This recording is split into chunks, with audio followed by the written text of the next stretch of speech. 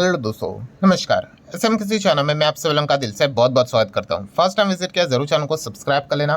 Free stock market classes, let's learn stock market and finance, दोनों channel को चाहो तो फॉलो करके रख सकते हो, सब्सक्राइब करके रख सकते हो।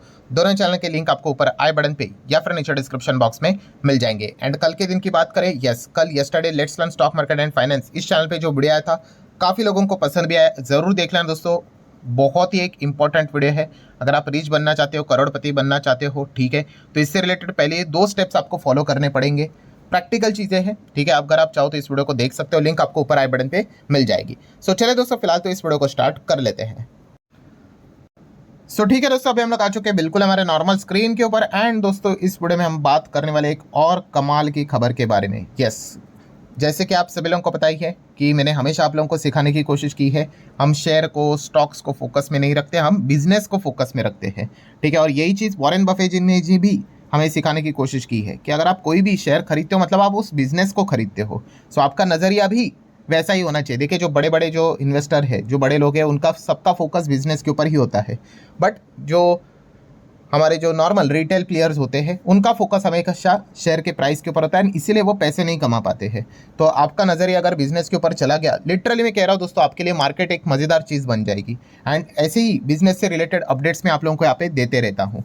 दोस्तों, जैसे कि मैंने आपको सिखाया कि कोई भी अगर खबर निकल कर आती है, अगर एक न्यूज़ आ गई, ठीक है, तो न्यूज़ कैसे रहेगी? पॉजिटिव रहेगी या फिर नेगेटिव रहेगी? अभी कैसा होता है कि अगर खबर निकल कर आ गई, अगर वो न्यूज़ कंपनी के लिए पॉजिटिव है, जो आम जनता होती है हमारे लिए जैसे नेगेटिव रहेगी, ठीक है। एंड वही चीज़ अगर आम जनता के लिए, पब्लिक के लिए अगर अच्छी है, तो वो कंपनी के लिए नेगेटिव खबर होती है, ठीक है। बहुत ही सिंपल सा गणित है, ठीक है। अगर मान लो, अगर एक ऐसा ही एग्जांपल अगर दे देता हूँ कि किसी चीज़ के चार्जेस बढ़ रहे हैं, तो कंपनी के लिए अच्छी बात है भाई, कंपनी ज़्यादा पैसा कमाएगी। पहले 100 रुपये की चीज़ थी, 110 की हो गई, ज़्यादा रेवेन्यू, 10% का इंक्रीमेंट। बट वही कस्टमर के लिए बुरी खबर है कि नहीं, हमारे जेब से चली जाती है, एंड वाइस वर्सा।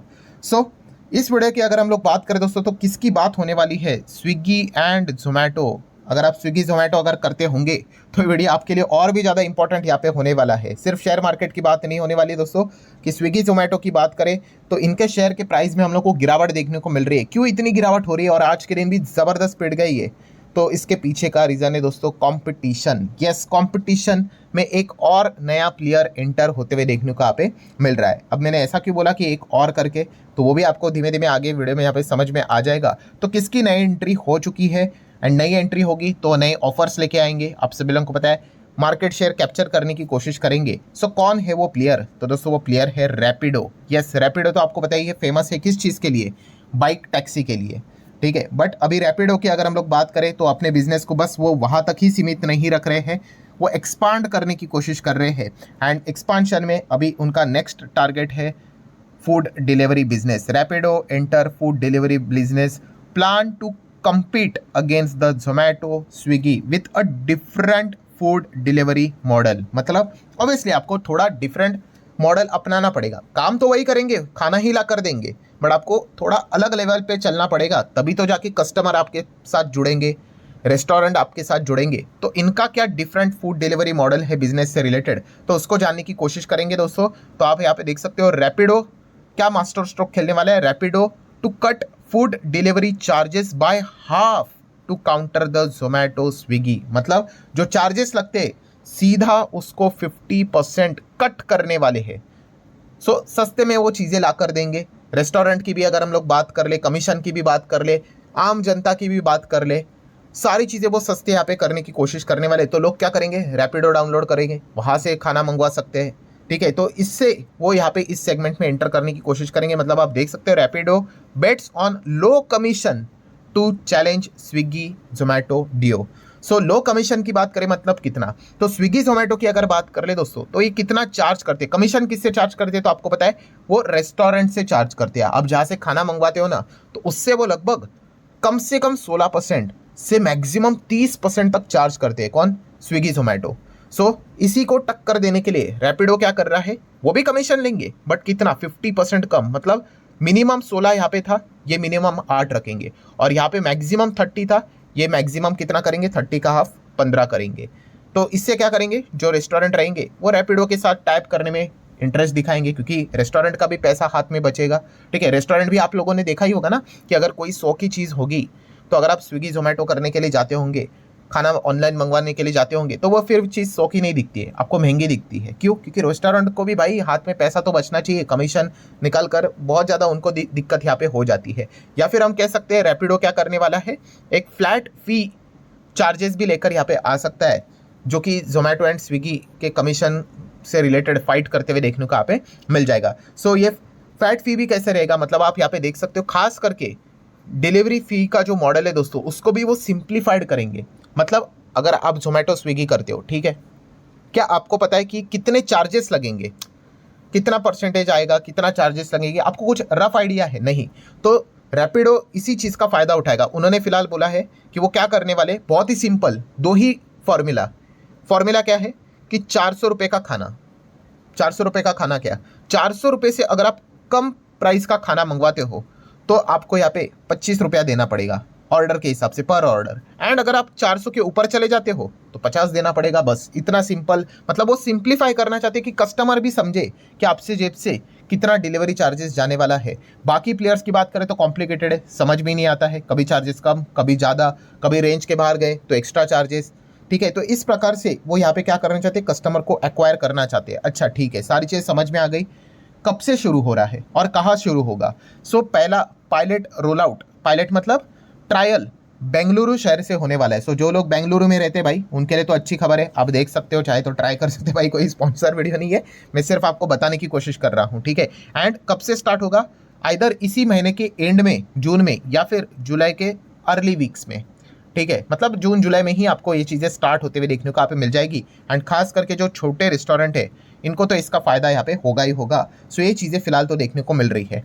अब अगर हम इतिहास की बात कर ले, इतिहास मतलब क्या कि स्विगी जोमेटो जहाँ पे भी काम करते हुए देखने को मिल रहे हैं, मतलब फूड डिलीवरी बिजनेस में, तो इसके पहले भी बहुत सारे प्लेयर ने एंट्री करने की कोशिश की थी, ऑब्वियसली करने की कोशिश की थी। अभी देखिए रैपिडो की अगर हम लोग बात कर ले, ये कौन सा है, मतलब वही बाइक टैक्सी वाला बिजनेस था। तो इसी प्रकार का टैक्सी का बिजनेस और कौन करते थे? ओला उबर भी करते थे। तो ओला ने भी शुरू किया था ना, उबर ने भी शुरू किया था, तो उनके बिजनेस का क्या हुआ? तो इतिहास की बात कर ले तो आप देख सकते हैं ओला ने क्या किया था, ओला कैफे स्टार्ट किया था 2015 में, जो कि बाद में उन्होंने क्या कर दिया था, फूड पांडा एक्विजिशन 2017 का डील हम लोग को देखने को मिला था। सो बहुत कुछ उन्होंने इन्वेस्टमेंट किया था, बट सब कुछ एफर्ट्स यहाँ पे हम लोग को पानी में जाते हुए देखने को मिल गया। और 2019 तक ओला इस स्पेस से हम लोग को टाटा बाय बाय बोलते हुए देखने को यहाँ पे मिल गया, क्योंकि काफ़ी ज़्यादा कंपटीशन, मतलब यहाँ पे स्विगी जोमेटो को बीट करना मुश्किल हो रहा था। मतलब ओला ने कोशिश की थी बट ओला को नहीं जमा। ओला कैफ़े की अगर बात कर ले, देन ओला की अगर बात करें तो अभी ओला किस में काम कर रहा है आपको पता है, ONDC, ठीक है, वो गवर्नमेंट बैंक डिजिटल प्लेटफॉर्म देखने को मिला है, वहाँ पे हम लोग को री एंटर करते हुए देखने को मिल चुका है। देन जैसे कि मैंने आपको कहा कि ओला के साथ साथ और कौन है, उबर।